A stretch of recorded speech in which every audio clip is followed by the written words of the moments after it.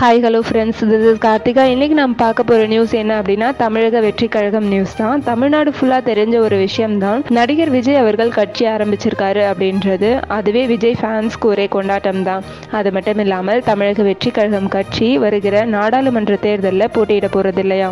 நடிகர் விஜயோட டார்கெட்டே 2026 வருகிற சட்டமன்ற தேர்தல் தான் அப்படின்னு திட்டவட்டமாக அறிவிக்கப்பட்டுள்ளது. திடீரென அரசியலுக்குள் நுழைந்து ஷாக் கொடுத்தது மட்டும் இல்லாமல், சினிமாவில் தளபதி 69க்கு அப்புறம் எந்த படத்திலையும் நடிக்க மாட்டேன்னு சொல்லி சினிமாவுக்கும் டாடா பை பை சொல்லியிருக்காரு. முதற்கட்டமாக நிர்வாகிகளை நியமித்து கட்சி ரீதியாக 100 மாவட்டங்களை உருவாக்கும் பணியில இறங்கி இருக்கிறாராம். இதனை தொடர்ந்து விஜயின் தமிழக வெற்றி கழகத்தின் முதல் மாநாடு ஏப்ரல் மாதத்தில் பிரம்மாண்டமாக மதுரையில் நடைபெற உள்ளதாம். தமிழ்நாடு ஃபுல்லா இருக்க அவருடைய கட்சி நிர்வாகிகளை ஒன்று திரட்டி அலப்பறையா இந்த மாநாட்டை நடத்த திட்டமிட்டு வருகிறாராம் தளபதி அவர்கள். இந்த நியூஸை பத்தி நீங்க என்ன நினைக்கிறீங்க? மறக்காம கமெண்ட் பண்ணுங்க. தேங்க்யூ.